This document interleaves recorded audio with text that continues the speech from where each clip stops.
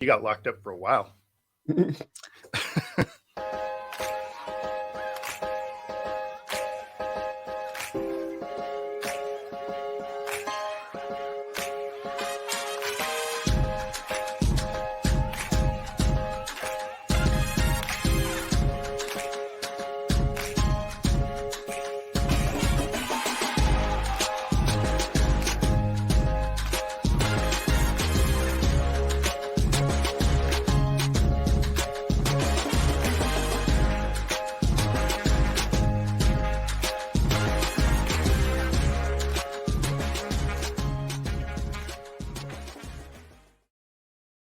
Welcome back to the All-Purpose Pod for an All-Purpose Life, wherever you are today and however you listen to. They call me Mr. U. Thank you again for making us a part of your morning, your day, and your week. We your weekly mirror check before you go change the world, baby. You can find us on Facebook, Instagram, YouTube, and of course, the Twitter. Download, subscribe to They Call Me Mr. U and Football Talk with Bo, wherever you enjoy your podcast listening. Thank you again for your support. Bo, good morning. Good morning. How you feeling, man? Well. The question of the hour. How am I feeling? Feeling pretty good, considering, and ladies at the old folks home saying, I got the COVID. I don't know how that even happened, but my wife got hit with it first, and we were just snuggling, thinking she just had the flu, and that's not what happened. So, so we got this. We got a 10-day bid that we're both on. Hers is gonna be done shortly. Mine's gonna be on for close to another week or so. So. Not good times, but I'm really feeling good considering what they gave you was pretty helpful. But now I'm just kind of locked out of my office. That's the not fun part. I can't do my business. I can't be around people that much. So that's the worst part. But doing this show is pretty helpful for me. So I appreciate everybody jumping on and joining us and listening to our show and our crazy bands and having fun with our games and all we do here. And They Call Me Mr. U. And we're talking about sports, but I want to talk about you a little bit, man. Your weekend was about Canada sound like, man. I want to hear. Yeah, so I mean, we went up and visited some friends up in Victoria, BC. If you've never been, it is a beautiful area. It's on the west coast of Canada, and it was a ton of fun. So we originally met the friends that we went up and stayed with when we lived down in Mexico, and then a couple of our friends from here also came with us. And so the six of us just kicked around the city, did some pub crawls through Victoria, hung out at the waterfront. It was a good time, man. It was a good time.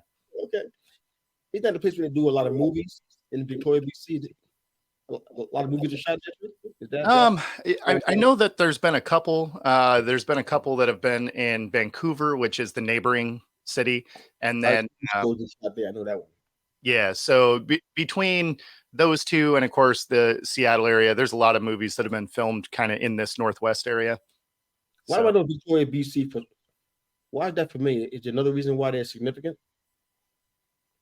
I mean, do something there that I can't put my finger on it right now, but it's something. I don't know if it's a movie or something they do there. Nothing came to mind. You didn't see anything when you was there? I mean, nothing offhand, although your description's a little vague. I mean, no, I think it's a movie or a TV show that they base out of there. It's not a tourist attraction. It's not that. It's something else that they do. I got you. I mean, there's been shows like especially some of the older ones, like Twin Peaks was done here in Seattle, in Eastern Washington. So I mean, like there's definitely been TV shows that have been centered around Victoria, Vancouver, kind of Seattle, this kind of Northwest area, especially because there's so many times these shows are being filmed in the city supposedly, and then they are actually being filmed somewhere else. So the old bait and switch. Huh? Oh yeah, I always like a good Seattle-based show that you see them driving around, and you're like, well, that block doesn't exist in Seattle, so. Oh my goodness, they can't fool you, huh? Yep. Well, they'll do the pan away of like the Space Needle and stuff, and then when they're actually like driving around the city, you're like, yeah, none of those roads exist in. Oh Lord, I ain't gonna work on you. I don't work in New York either. I ain't gonna fall for that. That's not New York. Yep. But yeah, okay, well that's cool, man. It's like it was a fun trip for you, man. Well, Yeah. It's been a crazy several days, man. But I'm so glad again to be here with you, man, and to be here with all of our listeners chiming in on the show. We're talking football as usual. Look like we're coming to the end of the era, man. That's what it sounds like right now. We had our poll question that was posted on Twitter, I think, last night was, can the Pac-12 or the Pac-4 now rebuild, and should they? Can the Pac-4 rebuild, and should they rebuild? I've been reading a lot of stuff on this. Matter of fact, probably more Pac-12 information than I actually wanted to ever have in my entire life. I've been reading up on it. I have nothing but time. I'm sitting here with the COVID, so I got time on my hands. Been reading, just in reading about the Pac-12 and all these opinions and these administrators and chiming in, all these people talking about their finances and all in their pockets. I'm like, this is a pretty messy situation, and it's like, you know, I think there's I forgot the lady's name. I let her quote her name, but unfortunately I can't, man. I'm sorry, but she's on the Pac-12 side, and she's just considering that rebuilding is the best route for them. I'm like, interesting, because from what pool are you going to rebuild from? From where? Yeah, I mean, of course they want to rebuild it because it's their job, right? Like, like you're not going to vote to have your job eliminated. So of course the people that are within the organization value in rebuilding, yeah.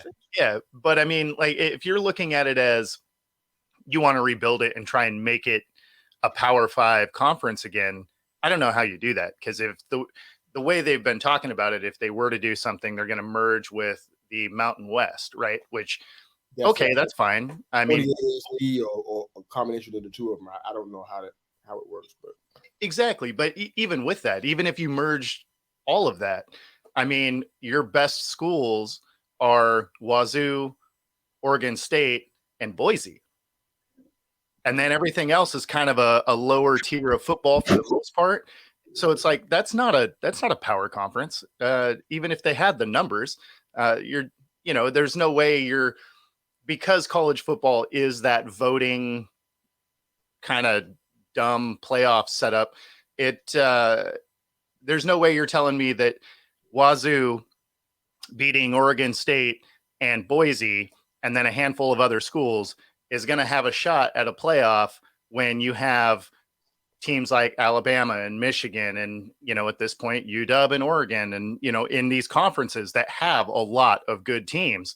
There's no way you're getting the votes to even contend for a national championship, even if you were undefeated against these other conferences that have so many more schools. Even if they were a 1 or 2 loss, that undefeated isn't going to rank the same. And again, only because college football doesn't have anything to do with your actual record. It has to do with, AP votes at the end of the day. So, I mean, your record has to be good, obviously, and it has to be a good competition, but there's a voting aspect to it. And if that's what your conference is built up as, your 4th or 5th best school is San Diego State. Like, this is not going to be the upper echelon of competition. So not to say anything bad about San Diego State, but they're not Alabama or Oklahoma State.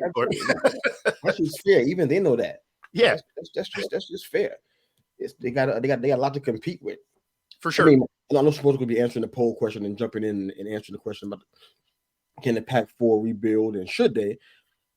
Are you saying that they, in your opinion, they should not try to do that? At this point, because it is flatly fallen apart, right? And the Pac-4 could become Pac-2. I mean, that's a really good possibility. There's a really good possibility that happens. Yeah. So the way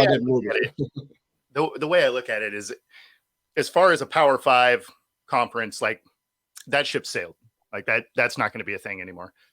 So it would actually be really smart for schools like Oregon State, who is putting a nice program together, and Wazoo, who over the years has had good programs.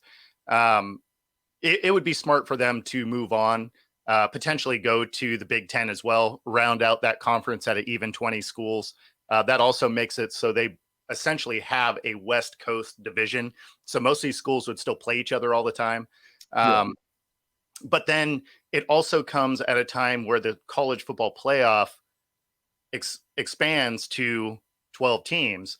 And so if you have a Power 4, right, now you basically have two conferences and a couple of divisions, right? It is essentially how that math would kind of work. And so now you start to look like you have a real playoff system instead of the, unique, we'll call it unique, playoff setup they had before. Right. So it would almost be better if they just dissolved the thing, especially if it ends up being that Oregon State and Wazoo move on, then there's really nothing left to save. All you're doing is slapping your Pac-12 badge on another conference, right?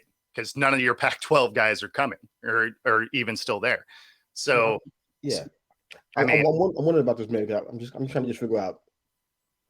And I know it's we kind of just thinking, and we just kind of spitball. We don't really know. We're playing armchair quarterback with this, but of course, when it comes to, like, for example, like I think personally, my personal opinion is trying to rebuild from 4 is just like, that sounds like a grueling effort. It's better, like you said, to dissolve it into the major conferences. But here's my next question: what happens to conferences like the Mountain West and the AAC?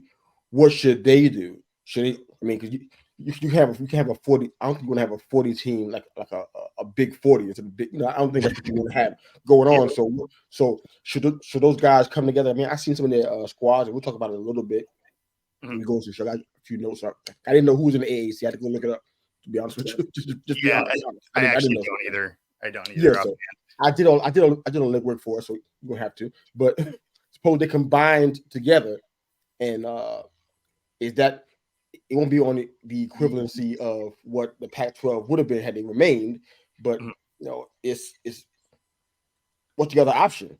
Because Mountain West and ACC can't dissolve themselves into a Big Ten or a ACC. I don't see how. Well, maybe with the ACC, it might be a bad idea. But as far as the Big Ten and the Big 12 now, projected to have 16 teams. I don't know how those two conferences will fit. And what are they going to do? Yeah, I mean, I don't like. Obviously, there's not a perfect scenario, right? Yeah. But at the same time, if you are like, if you're in the Mountain West, the only school in that conference currently that would even have conversations about potentially getting into a national title game is Boise, right? And so you're looking at these bigger conferences essentially just cherry picking the teams that have top end football programs, right? Now, these other schools have football programs, but it's not like they're in the conversation. Like, San Diego State is never in the conversation to go win a national title and beat Alabama or Clemson or whatever, right? So it's almost going to be like how could that ever happen? That's the thing I wonder. Can that ever happen? I mean, it could. Like, their recruiting practices would have to change dramatically, but I mean, sure. I mean, players. What's going to happen beside that, man? Well, yeah, but I mean, you need players to win games, right? So why would they want to go? Why would they want to go there over? There's just so many different factors. It's like exactly a losing battle already. And that's why I was going to say you almost have to break this down into, there's D1 and then there's like D1A, right? Because D1, it more than anything has to do with the size of the school. So if you are qualifying for D1, then great. But, awesome that it's not a D2 comparatively, I guess, but it still isn't that, right? Like, so it almost needs to be its own, it almost needs to be its own thing, right? Like its own, like again, a D1A, something like that. So it has its own kind of thing to shoot for. But yeah, I mean, you essentially are going to be grouping the top schools, and are one of those other teams potentially ever going to have a shot? I mean, sure, right? Because you're going to have teams like Notre Dame that's never been in a conference. They kind of do whatever Notre Dame wants to do, and they tend to be a good football team from time to time. So, I mean, there's always those outliers, right?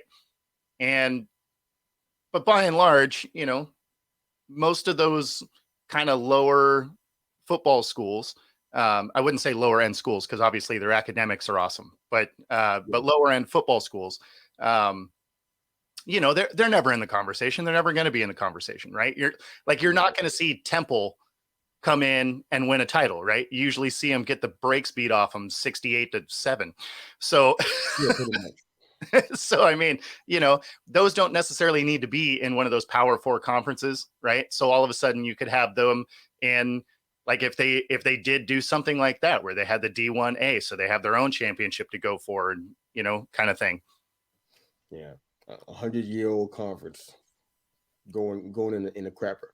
That's interesting. That's interesting in a lot of ways, but it's kind of sad too, because like, okay, you invested all this time, and then some of the things that hope I get a chance to share before the show's over. Just some things that I found, a study I found I was telling you about last week that I wanted to share.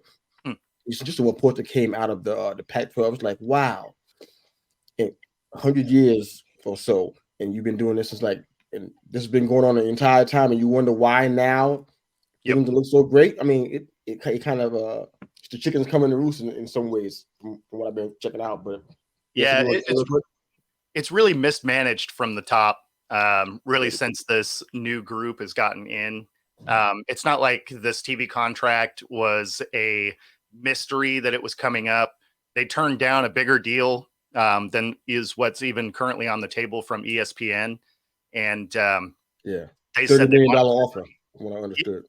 Yeah. Well, ESPN's offer was it was going to basically be $30 million a school, and the Pac-12 was like, yeah, that's not enough.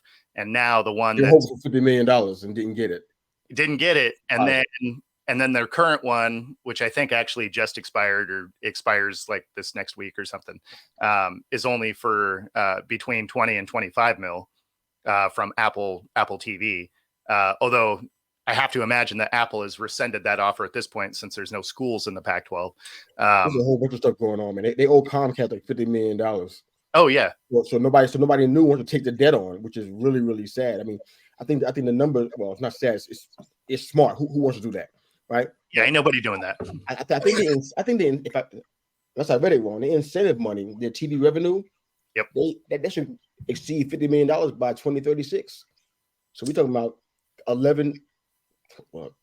12 years of TV money. Was still third behind the Big Ten and the SEC, but still really good money.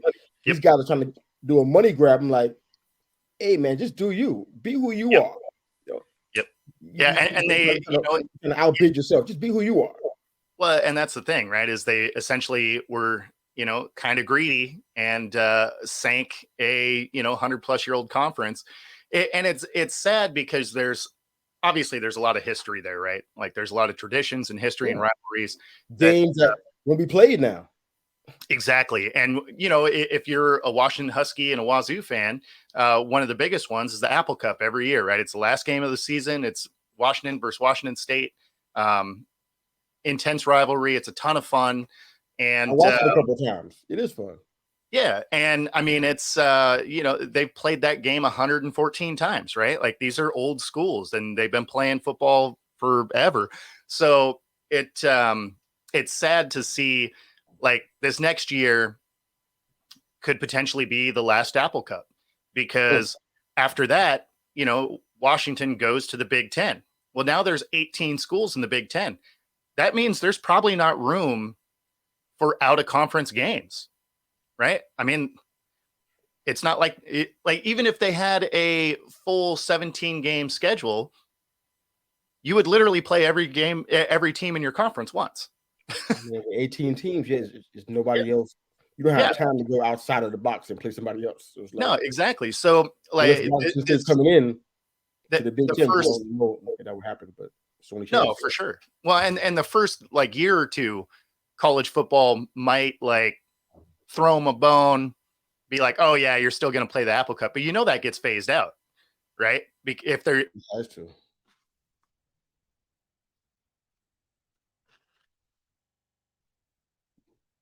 Bro is frozen. Let it go. Yeah, and Oregon State are going to run into. Oh, that was weird. Yeah. But so Oregon State are going to have the same thing. So unless Washington State and Oregon State go to the Big Ten, Mhm. All of a sudden, the rivalry game at the end of the year may be a thing of the past. And after 114 meetings, it may happen once every 4 or 5 years if you're lucky. That sounds awful. Yeah, it's sad. It's I mean, sad. for college football, that's awful. I mean, college football is different from NFL in so many different ways. But the rivalry games, I mean, people get up for that. Absolutely. I see it out here in South Carolina. People get up for this thing. It's not a game to people. And it's like, wow, this is not good. So I don't know if people thought that far with all the decisions that they made, but I mean, the Pac-12 has a lot of history, man. I mean, It's all about the money. Most national championships, I think, in the Pac-12, 553 titles. I mean, like, these guys got a lot of tradition on their side. Yep. But real issues as well, because now with all the changes that's going on, you hear my family's getting stressed out because they had to travel cross country to see each other. We need to be able to play at home, and now people are citing mental health concerns. I'm not casting dispersions on that. If you feel mental health is an issue, it's an issue for you, man. So it's like it's just crazy. I mean, you got all these 409 athletes, I think it was, that did the Pac-12 study I was telling you about last week. They released it in 2015, so it was a while. So it's kind of hard to compare 8 years down the road. But it said athletes had 50-hour work weeks, and there were 2 results of the study and concentrate, and they were complaining about it for a while. And the Pac-12, I guess, just wasn't responding. I know they had a lot of minor violations of the NCAA rules. I don't know what the violations were, but I guess they were considered minor. They had about, in the poll, in this study, more than 54% didn't have time to study out of all the athletes, student athletes. Over 73% felt that the voluntary activity was mandatory, even though they said it was voluntary. And they felt the threat of getting booted off the team if they didn't engage in this activity. More than 2/3 of the respondents felt like their social lives and their relationships were being destroyed. All they had was relationships with people who were associated with the team or the school. So it's like, and USC, Utah, and I think Arizona didn't take part in the survey, but this kind of stuff has been going on for all these years. And it's like, wow. And now you got this money stuff going on. It's like people might take this as an opportunity to run out of this place. I mean, the last 4 standings: Cal, Stanford, Old State, and Washington State. And it's like, more than likely, they're not staying. Yeah. They can be optimistic about it all they want to, but the chances are, if you got issues with getting TV deals and you only got 14, what you guys going to do? Play each other 4 times a year? Well, I mean, it's all out of conference at that point, right? Yeah, I guess you can do that, but I never saw a 4-team conference. I don't know how it looks. It doesn't look successful, that's for sure. I agree with you, man. So they're going somewhere. So I think the Pac-12 is looks to be done, unless the guys pull a rabbit out of their hat and merge with somebody, which has happened before. It has, but then even if they did do that, it almost seems like you would take on their name because you're not really bringing anything to the table. You read my mind. So you can't call yourself the Pac-12 AAC. That ain't gonna work. Yeah, they don't want to got all the teams and you got nothing. So you had to go under the AAC's banner, which is like interesting. Or going to the Mountain West banner, which is also pretty interesting. I mean, you increase competition, maybe some more eyes on the product, because now people who only get to see Hawaii and Nevada, now they can see potentially Cal and Stanford. Yeah, it might help a little. It might help you a little bit, but I mean, it's not game breaking, world changing stuff right here. This is just a mess, man. It is, and it's all just money rears its ugly head again. Part. Or the love of money rears its ugly head again, man. This is just awful.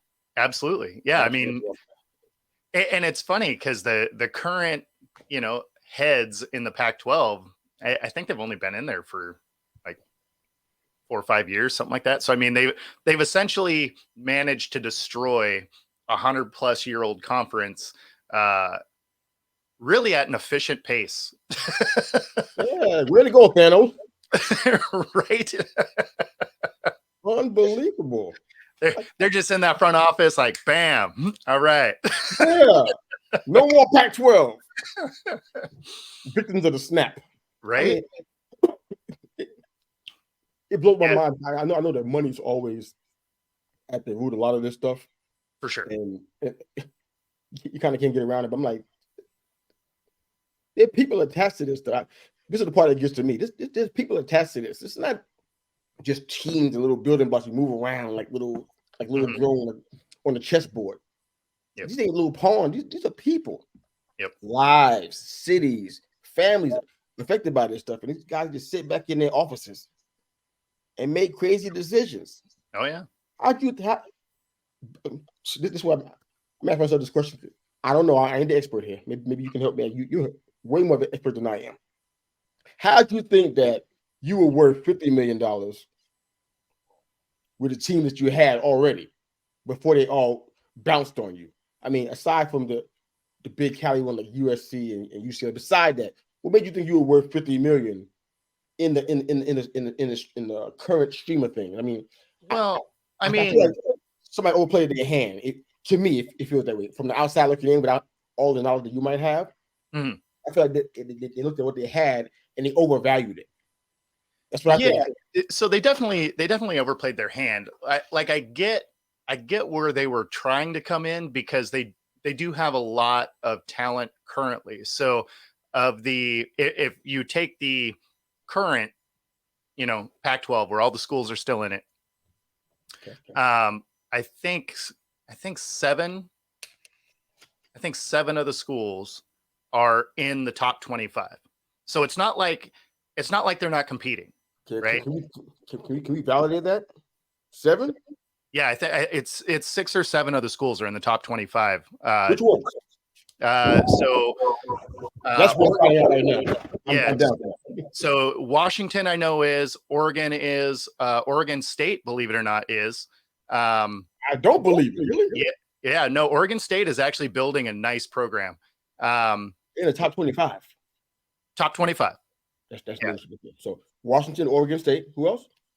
So it'd be Oregon State. Yeah, Oregon State, Oregon, Washington, UCLA. UCLA, USC? USC, I believe. I got to look because I can't remember exactly. Who is missing? And see, let's see.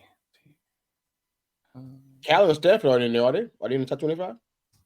I don't remember exactly offhand now. I'm totally cool taking time to dig this up, and I want to see this myself. Oh no, for sure. I'm shocked by that one. I didn't I didn't think Old State was in there, but okay. Let's see. Wow, this is awesome. Okay. Oregon State is 18. So let's see. We got Washington is 10. Yeah, Herman Wilder Oregon is 18. Okay. Yeah, Oregon's 15. Yeah,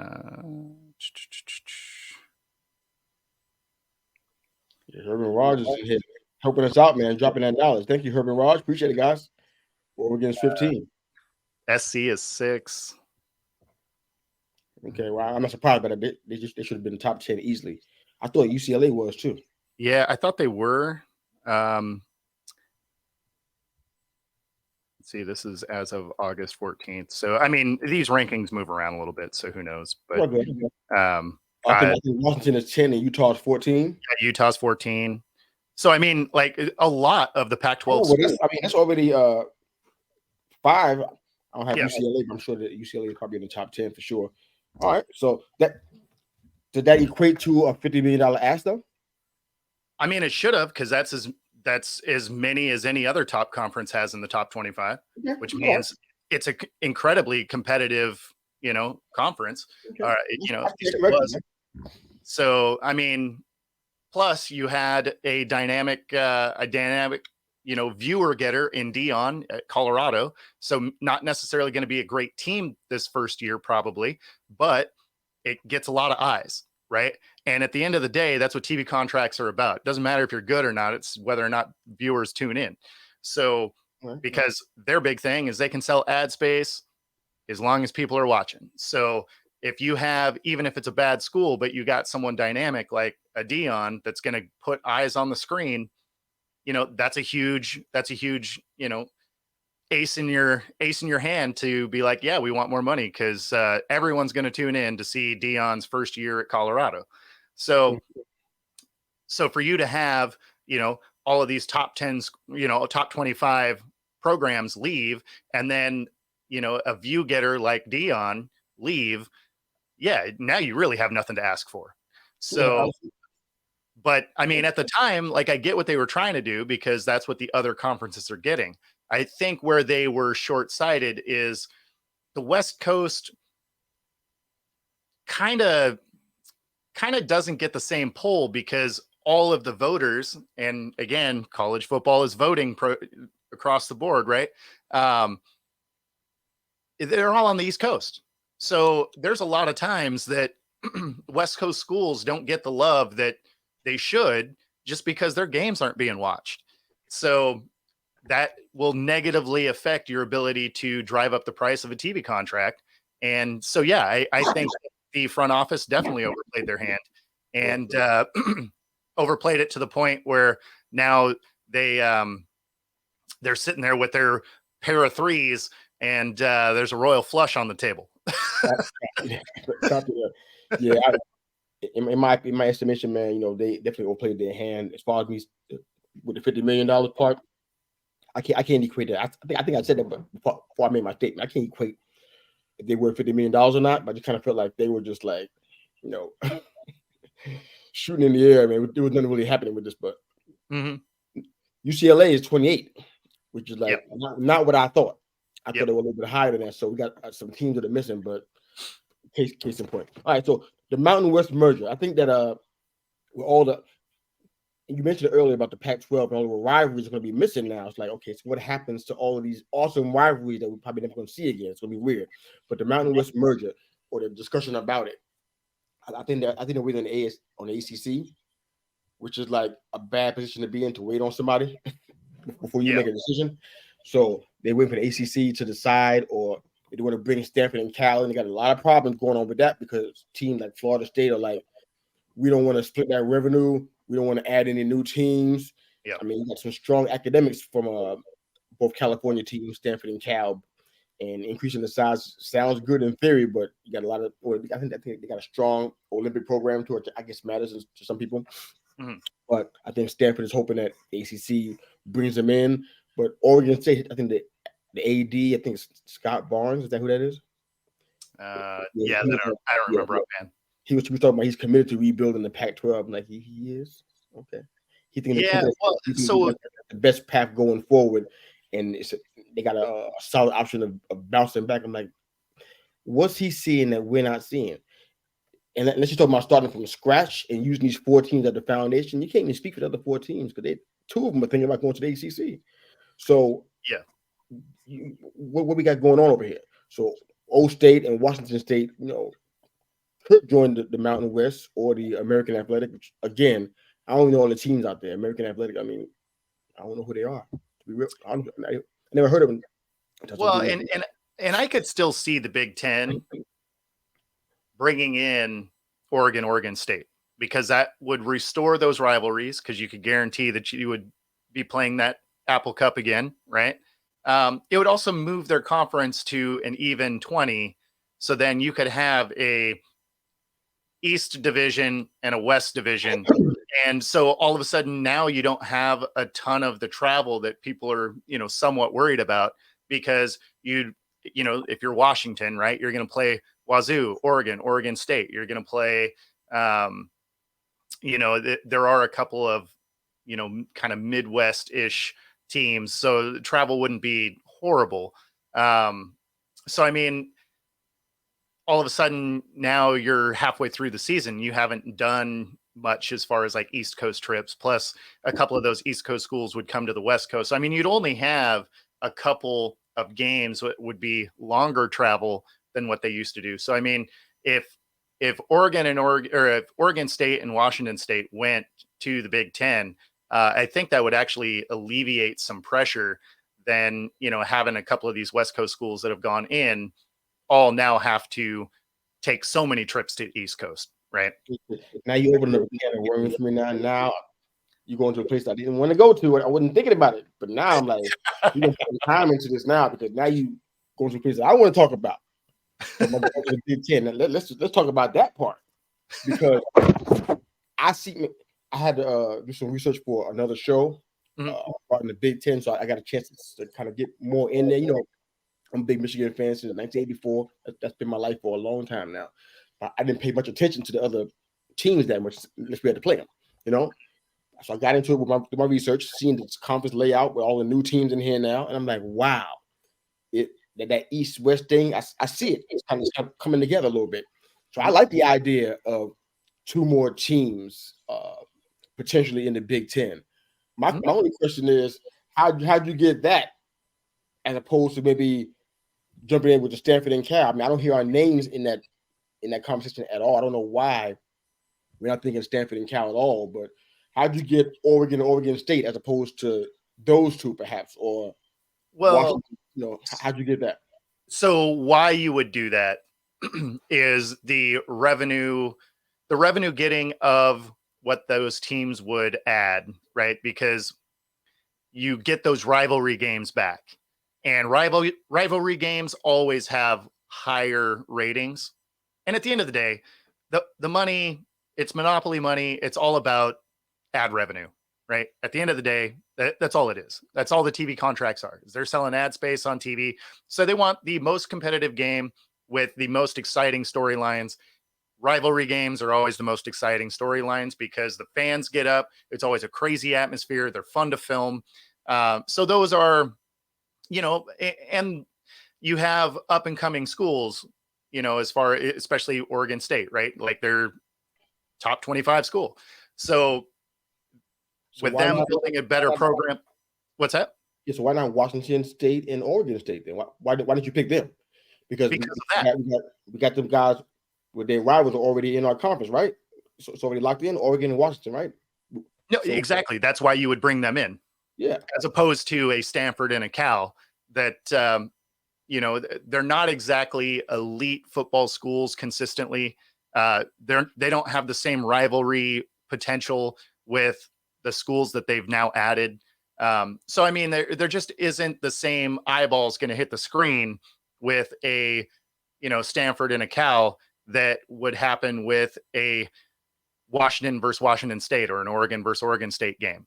So, I mean, because you're only bringing them in for, a couple of those rating getting, Saturday afternoon, Saturday night games. So it, with everybody. Yeah, I mean, it's Cal and Stanford. I'm pretty sure it's not in the top 25. I'd love to see what they're. No, definitely not. Yeah. Well, and even when they are, like, it's not for sustained periods of time, right? Like they'll have like a year where they pop and then they fall right back off. So whereas, Wazoo, a lot of times they'll have stretches where they're solid, right? Like they're not generally in the national championship picture, but there's been times where they're a top 5 school for sure. And then the direction that Oregon State is going, they're going to be good for a while. They're building it in a smart way. So there's more upside to bringing those rivalry schools in for the schools they've already brought, as opposed to bringing in 2 schools that have inconsistent programs that don't have rivalries really with people that are already in that conference. So again, that's just from eyeballs hitting the screens. Yeah, that makes sense. There's some great comments coming in from the Herb and Raj podcast. Stanford had a decent run, but had been bad for a while. Exactly. I feel up getting line guys from them though. I don't know what it is about Stanford. Yep. But they got their line guys, especially the O line. They're smart. Mm-hmm. They're nasty. And you want to have them on your team. So I don't know what they do with the rest of the with the 11, but I'll tell you right now, the O line, give me some guys from Stanford. I'll take them in a mock draft or real life any day of the week because they're always good. Yep. Thanks for about. So Mountain West, you're gonna hear the name a lot probably until this whole saga gets resolved. I think they got a current media contract with Fox and CBS. I think runs out in about 3 years, 2026. It's only paying about $4 million a year though.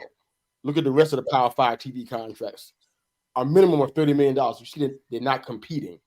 So if Stanford and Cal went that route, I'm sure so for split that amount of money, this small pot that's just split. Yeah.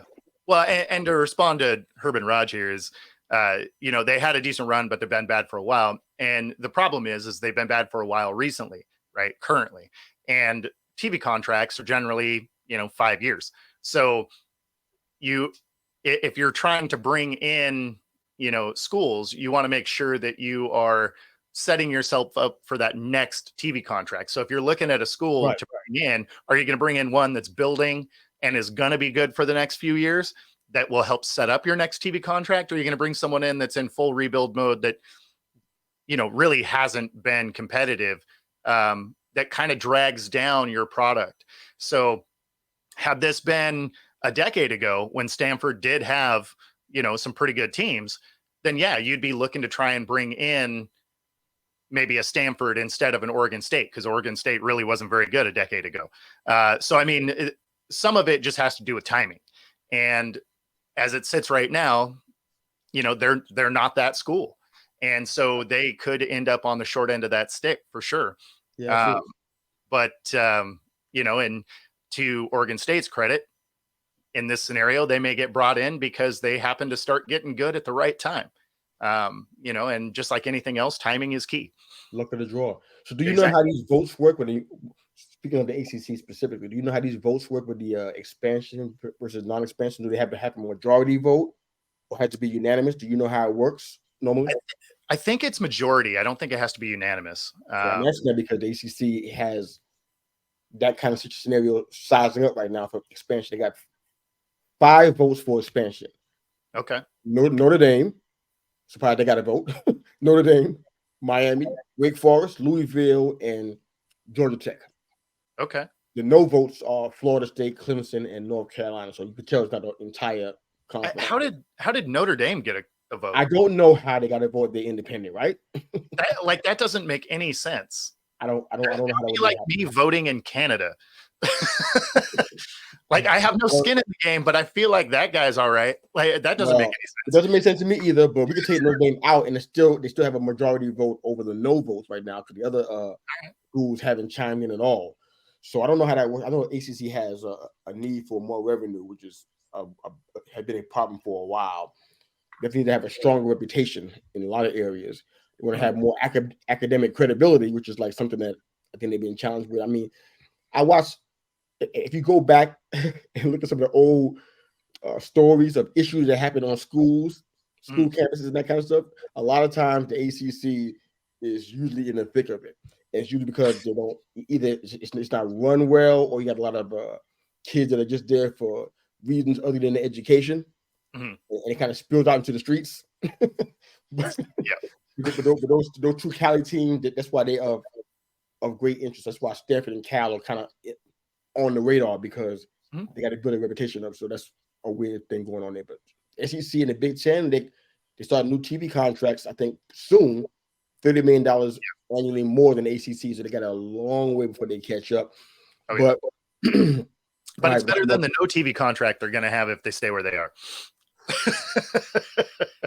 What do you do when that happens? You move. What do you do? Move, right? I mean, radio. What do you do? Right? I mean, you look at it this way. You look at it as you live in a condo building and all your neighbors sold to a developer and you're the one that's holding out. I think they're still going to bulldoze your building, man. No question. When you go to work. Exactly. So, I mean, at some point, the remaining schools are going to have to pull the trigger and go somewhere else. I can't imagine they're rebuilding the Pac-12 at this point.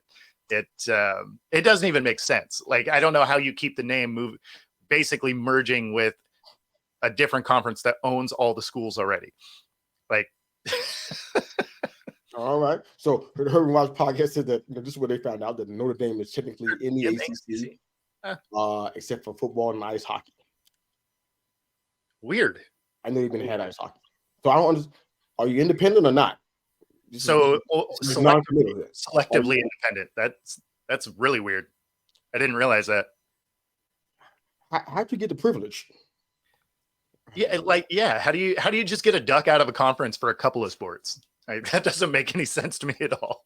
Okay. Well, so far there's a overwhelming. Well, it's not overwhelming. There's a majority vote for expansion. So we'll see how that goes. Excuse me. I'm excited about the Big Ten expansion, though. I really am. Yeah. To be honest with you, I mean, out here, I'm limited by what I get the chance to see because they play games with the whole blackout and that kind of stuff. It's really weird. Yeah. But I get to see all the Michigan games out here because I got the little thing set up for me. But I get tired of seeing them play certain teams. It's no offense. The team that you think I'm thinking about, it's not that because these guys play us tough no matter what. Yeah. So I mean, I ain't talking about the opening game against Rutgers. I don't mean that, but these teams still play you rough and it challenges us. I like that.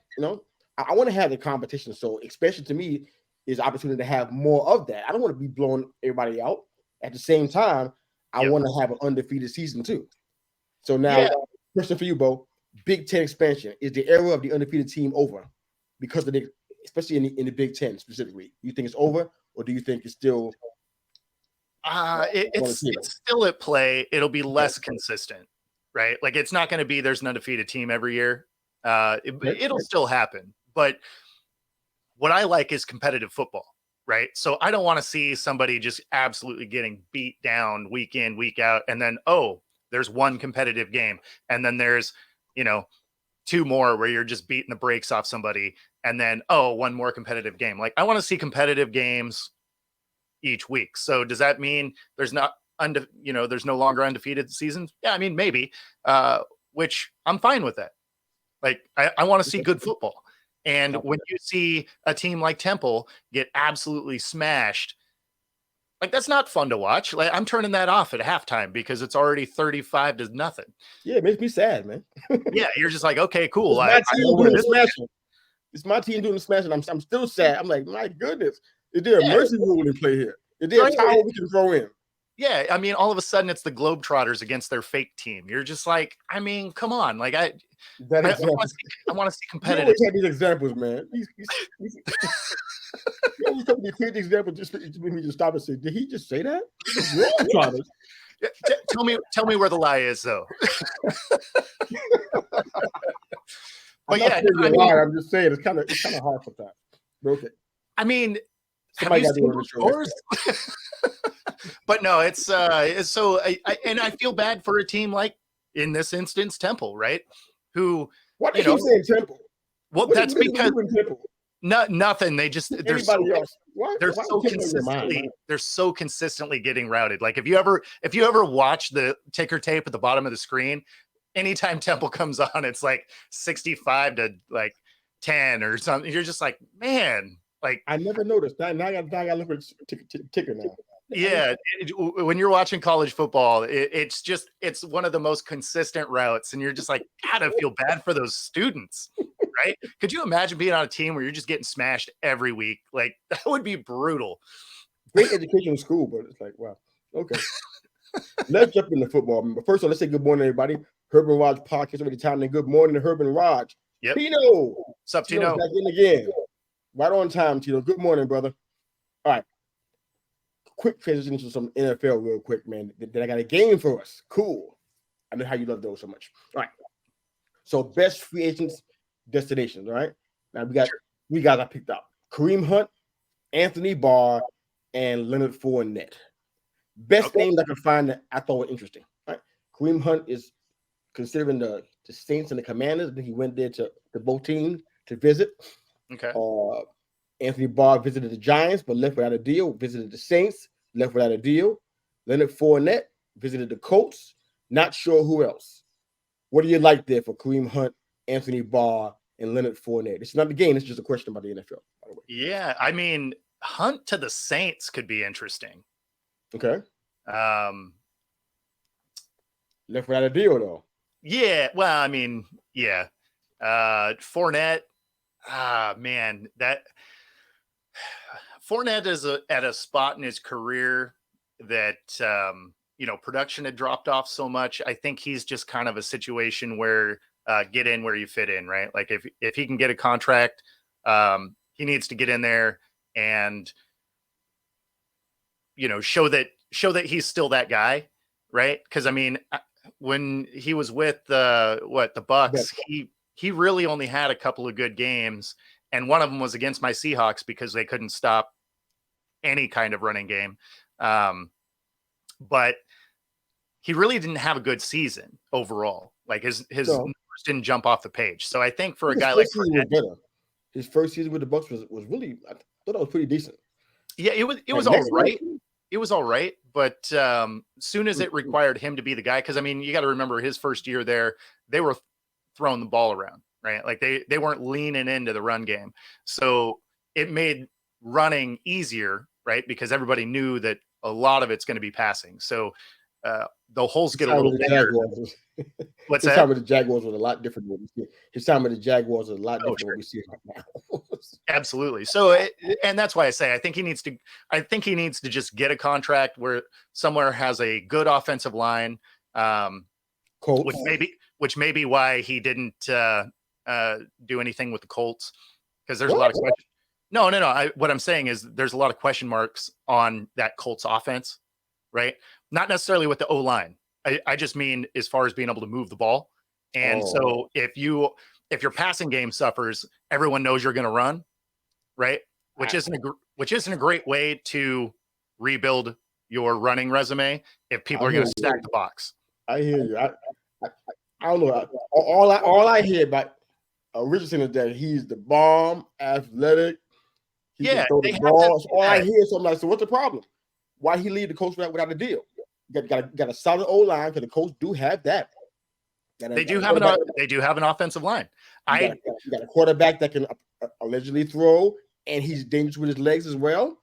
He can definitely throw. He can definitely throw. Not necessarily always to his team, but he can definitely throw. Copy that. Fair enough. So why would you leave the Colts without a deal? The options are kind of limited, because if the Saints are definitely in the market, you can tell that I just named them 3 times. Yeah, or twice. So that means people are actually talking to them. Yep. Because of the Kamara situation. Exactly. Why would you leave without a deal? You think you still got it? No, I don't think you do.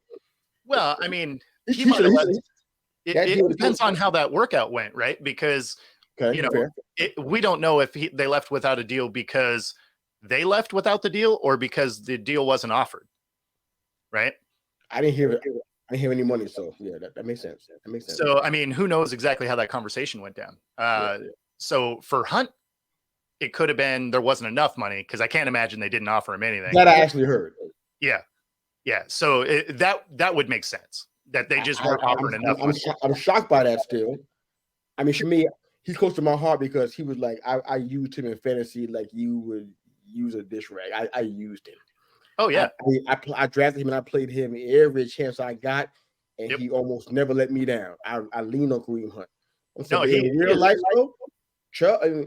I mean, Chubb is the man. And when Chubb wasn't playing, Hunt was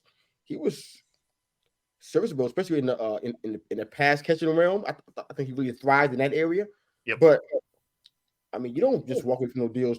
It's almost like the whole Big 12 thing all over, Pac-12 thing all over again. You overpricing yourself again. Yep. Right now, you need to get on the team. You need to be playing.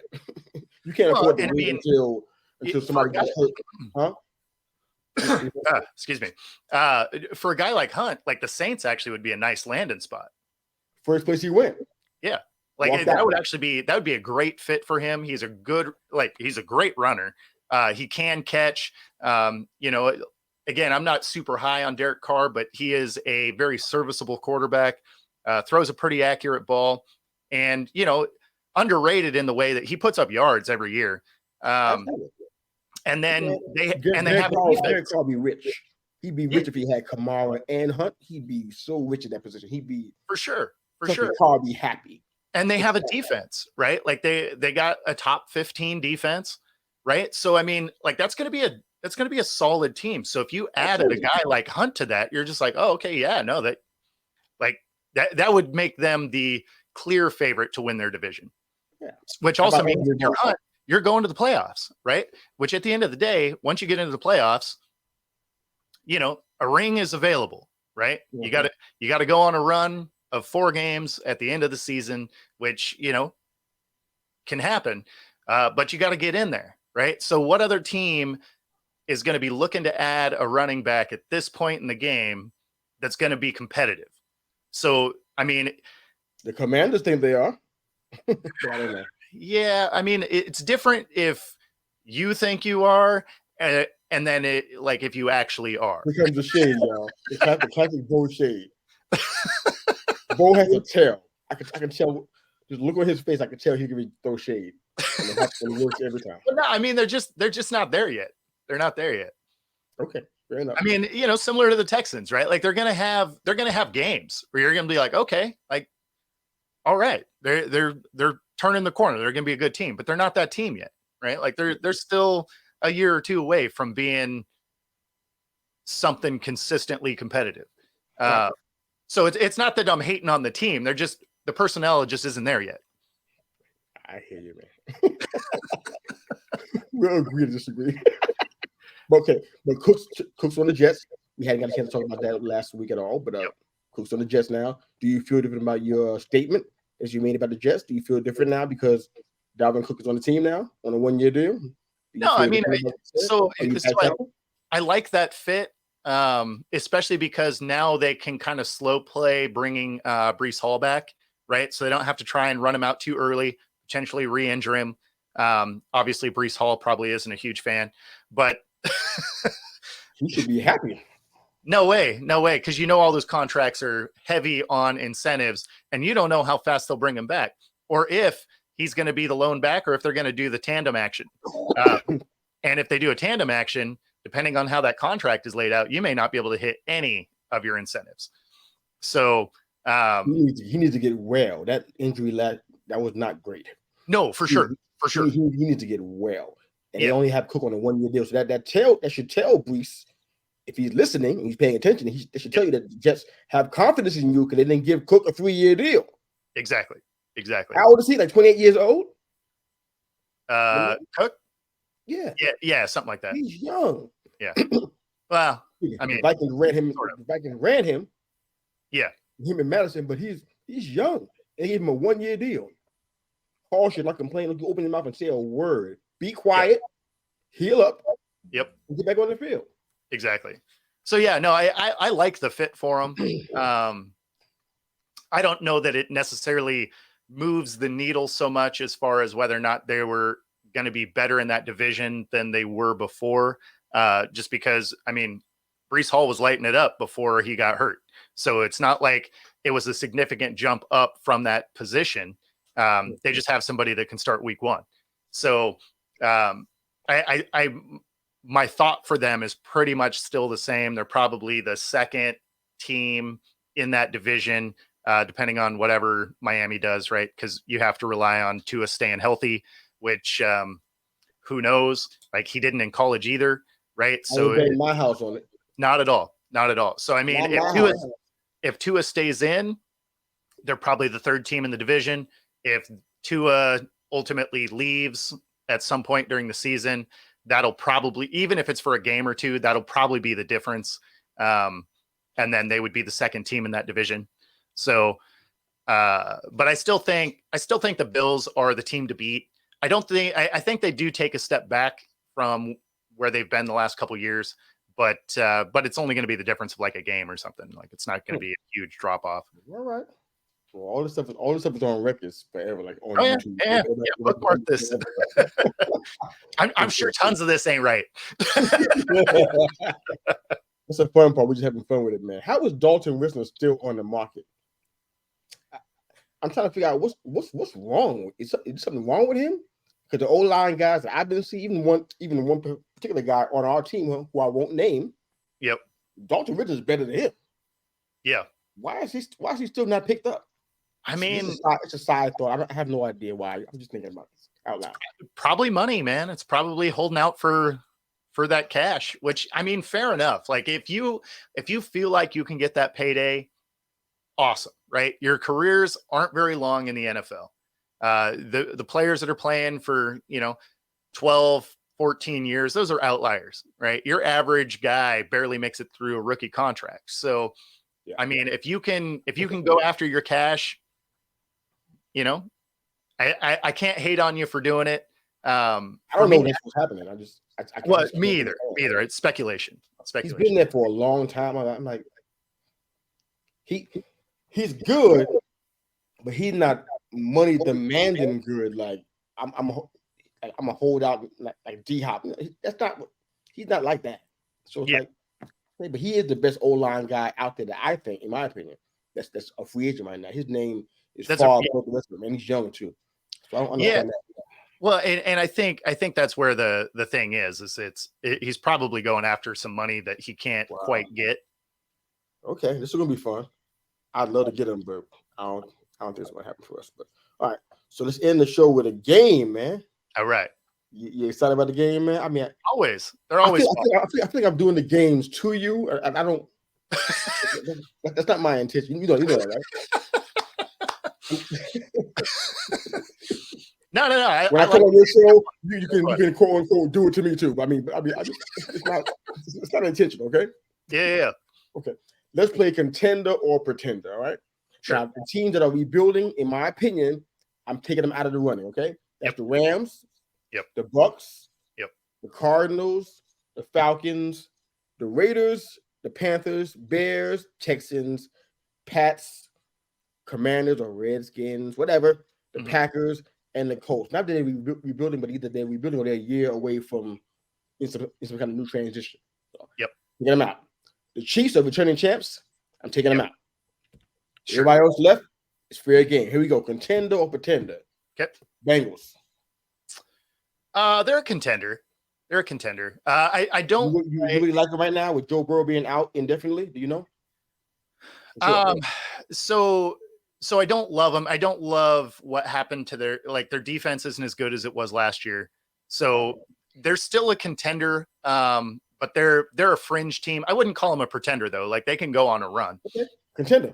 But they're kind of a lower end contender. Jaguars. So I mean, keep it short, baby. they're a contender. They have the pieces they need, and they have a division they can win. Whew. All right. Broncos. Pretender. I got to see Russell Wilson actually complete more than 50% of his passes. Love it. Dolphins. As long as Tua stays healthy, they're a contender. They got a lot of speed on that team. Bills. Obvious contender. Yeah. Obvious contender. Jets. They're a contender. I mean, they got the pieces. They just got to equate it to wins. This is for a Super Bowl. Yeah. Super Bowl contender. That's what the game is about. Yeah. Okay. Cowboys. They have to be a pretender until I see them win a game in December. I really can't jump on board with that. Fair, and that's factual as well. Saints. So they're, I guess, a pretender. They'll win their division. I think they're a wild card victory, divisional exit. Yeesh. Wild card victory, divisional exit. Vikings. Pretender. See that one coming. Browns. Pretender. Titans. Pretender. Ooh. Steelers. They're not there yet, so I guess pretender. Yeah. Eagles. They're a contender. I liked what they did in their offseason. It hurts me, but whatever. Yeah. Ravens. What's that? It hurts me, but whatever. Ravens. The Ravens should be a contender. I gotta see it. I'm with you. So because pieces they have. Jackson goes down again, like he has. I think the past 3 years. Am I wrong? So what happens then? I'm not there yet. How about the Lions? Ooh. No matter what they say on your Twitter page, you tell me what you think. I don't care what they say. You tell me what you think. Yeah. So I feel like they have to be a pretender at the moment. There's a lot of history that I need to see them overcome. Don't post that on Twitter, just so you know. It could get ugly. There's a big Lions contingent out there. I don't know why they think that. Nothing's happened yet. Well, no, I think they win their division. I think they win their division. I just don't think they win a Super Bowl. That's not the question. The question I've been asking is Super Bowl contender. They've been saying Lions. I'm like, really? Wow. Okay. All right. Last few. New York Football Giants. You're gonna hate this, but they're a pretender. You don't think we got it? I don't think you quite do. We'll come back to that one later. 49ers. They're a contender. I mean, they've been in 4 straight championship games. They don't even have a quarterback, but they're better than the Giants. Are you crazy, man? They don't have a quarterback. They proved they were better than the quarterbacks. Giants. That means you have none. What are you talking about, man? How can you say this? See, that was a test, man. You failed, man. The Giants got more stuff going on than they do right now. Except for the are you kidding? They were winning games. Wide receiver thing. Other than that, they were winning games with 3 different quarterbacks, and not like winning a game here, a game there. Like they were going undefeated, swapping quarterbacks out. That is biased, man. Where they do that? Where they do that New York? That's not. I'm talking about that one offline, man. That's biased. No, that's not right. Okay, last 2. Chargers. Oh, pretender. Ooh. Yep. Ooh. And the last one, your favorite team in the whole wide world. Yep. The Hawks. Pretender. Ooh. You should honest about your own team. You just lied about mine. But we all good, man. Have you even watched your team? Come on, man. Yes. I'm seeing a lot of good things happening. Those don't care about preseason. I get that, but man. So here's the thing. We've never been that together, Bo. I mean, I know it's preseason, but we've never been that fluid ever in preseason. I can think of in years. I can't even go back far enough to remember the time when we were that fluid. We had continuity. No, so like you guys are going to be a good team. I just don't think you're a Super Bowl team. I mean, last year was going to happen the way that it did. No, you guys. Nobody predicted that. That's why. No. You guys were better than I thought you were going to be last year for sure. But so why can't we go? Why we can't go higher? Well, when I'm looking at the makeup of the Niners, right outside of their quarterback, they got studs everywhere, and they have a top 5 defense. And then, I mean, and no quarterback. And then literally with Jimmy G, they rattled off a ton of wins. With Purdy, they rattled off a ton of wins. They didn't lose a game until they had CMC taking snaps because there just weren't any more quarterbacks on the roster. I mean, exactly. And nothing's changed yet. They still don't have any quarterback yet. How are they a contender? They don't have a quarterback. The odds of you losing like Trey Lance more than anybody else does. Well, no, Trey Lance. This is Darnold, what, 3rd or 4th team? Nobody trusts him like this to carry the team like that yet. Well, that's the thing. Like he's not even ready physically. They hated Jimmy G. They tried to push him out of the building for 3 straight years. He still went like 5-0 with them. I know, man, but how are they a contender right now? That's the question. I don't understand I don't get that part. We said about the Giants is cool. That don't even bother me that much. But how you gonna say the Niners are a contender? No, man. Well, because Purdy was out there playing, right? So supposedly they got their guy. Wherever you are today and however you listen to the podcast, we thank you so much. It's got to be a morning with your weekly miracle before you change the world. Thank you for joining us. Subscribing to our shows or Talk with Bo, and they call me Mr. U, the podcast. Thank you so much, guys. We love you. Mr. U is mad today. How are the Niners a contender? Post that on your Twitter page, Bo, today. You tell me what comes up. Tag me in if I can see it too. Tell me it. There's no if people say more than 50% say that they are contenders. Oh no, I'm running this poll. I'm running this poll. I will run this poll as soon as we get done. Talk about the Giants all you want. I'm used to Giants hate. That one moves the needle for me. I'm used to that. What I saw recently, I like it. No, like if that happens in the season, everybody's in trouble. I wasn't saying your team was just chumps. Like I'm just saying they're not there yet. We got to say bye, bro. Everybody be sure to like and subscribe the channel. And thanks for having me on, man. This is always fun. Love starting my week this way. And tell mom we said hi, Feather Freebird. We love you. Thank you for joining our show again. Have an awesome week, everybody. Coach Yep. out. Take it easy, guys.